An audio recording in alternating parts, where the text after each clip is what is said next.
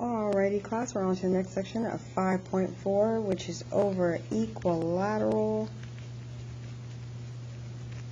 and isosceles triangles. Okay, equilateral and isosceles triangles. If you remember, what do isosceles triangles look like and what do equilateral triangles look like? So if you look back at 4.1, equilateral triangles have all congruent sides. An isosceles triangle, remember we talked about the E's, 2 E's stand for equal, so I only have 2 congruent sides. So that is what equilateral and isosceles triangle mean. So now let's talk about the definitions for isosceles triangles. So I have the legs, which has exactly 2 congruent sides. So the legs are have exactly 2 congruent sides in an isosceles triangle. So the 2 congruent sides here, those are called your legs. Then I have the vertex angle. So if we talked about parabolas, if you talked about those, something look like this, remember that top part was called the vertex. Well, the same rules apply for an isosceles triangle. So the vertex angle is the angle formed by the legs. So when the angle legs reach the very tip point, that is called your vertex angle. Your base is the third side, and that's normally the bottom part. So the 2 that are not called the legs, the bottom part is called the base. That's your third side. And then your base angles are the 2 angles adjacent to the base.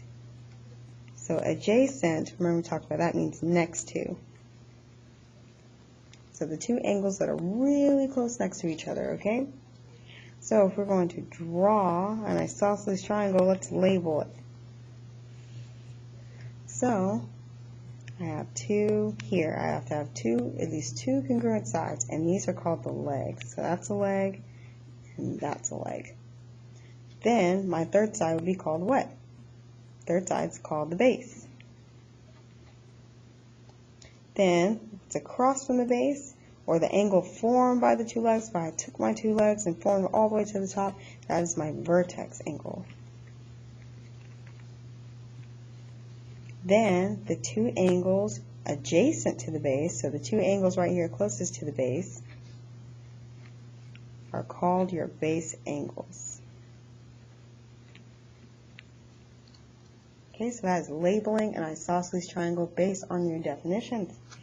So let's talk about the theorems of these isosceles triangles. So I have theorem 5.6, the base angles theorem.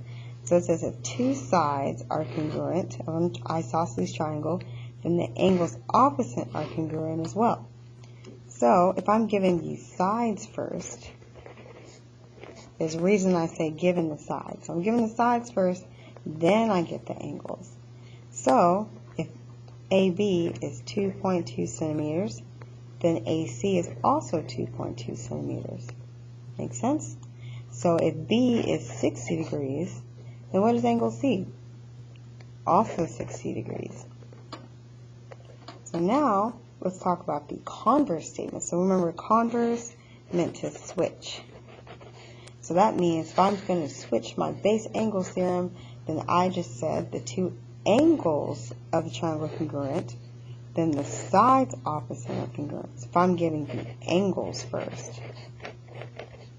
So if I'm giving the angles, say if this is 25 degrees, and this is 25 degrees, then my sides that I'm trying to find, this is 1.67 centimeters, then AC is also 1.67 centimeters.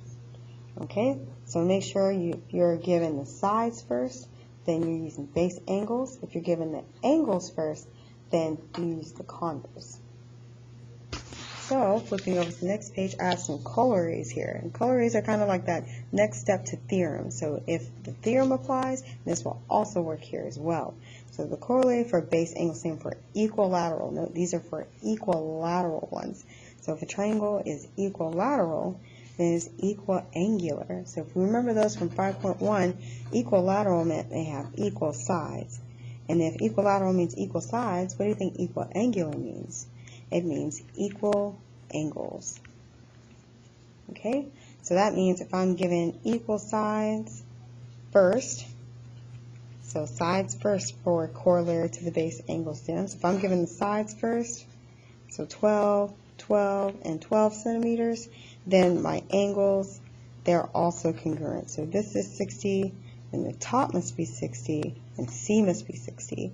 And note they're all the same, and they all add up to 180 degrees. So now the corollary to the converse, remember converse meant to switch, that means the triangle is equiangular, then it's equilateral. So this is where I'm given the angles first. Okay, so now let's try that. Let's try practicing with these. So at the bottom, I have extra practice.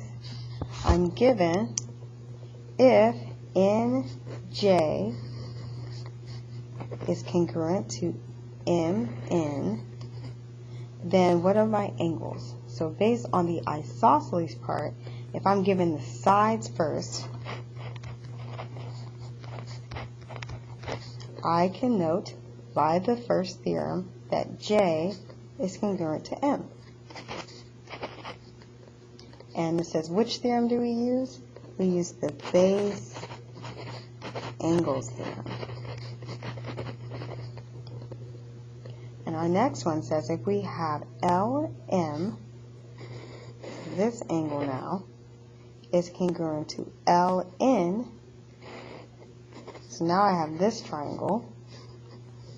What angles are congruent to each other? Well, I have angle N, and it's congruent to which side? Angle N. So, and I was given the sides first. So, which angle did I, or which theorem did I use? The base angles theorem or the converse? If I'm given the sides first, it is the base angles theorem. And THM stands for theorem. I've abbreviated it to theorem. Our next one, I have angles first. So the angles are given. So I have angle N, K, M. So this angle here, and it is congruent to N, M, K. So these two angles here, so I'm looking at this entire triangle for number 3. So it's telling me which sides are congruent now. So if I look at the sides, I'm looking at this one and this one. So MN is congruent to line segment KN. And since I have angles first, I use the converse of the base angles theorem. I'm just going to abbreviate it as BAT, base angles theorem.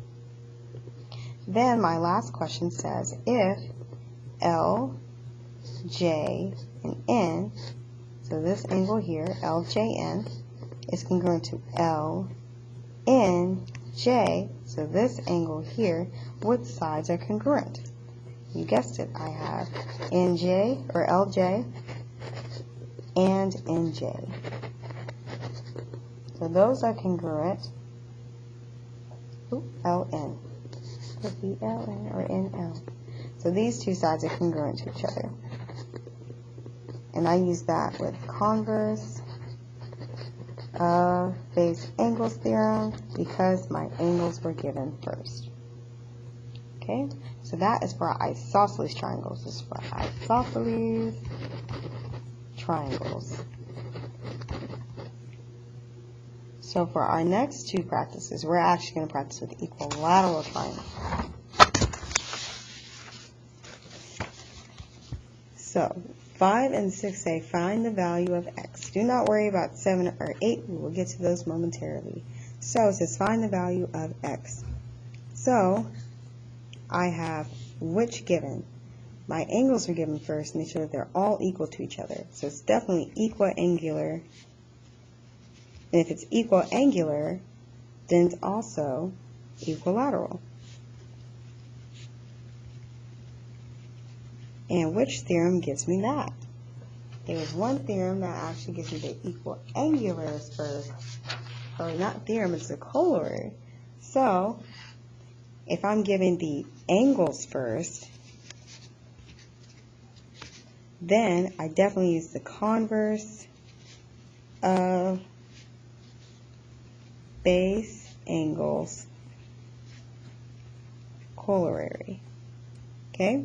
And so that means x must also equal 31, and LM would also equal 31.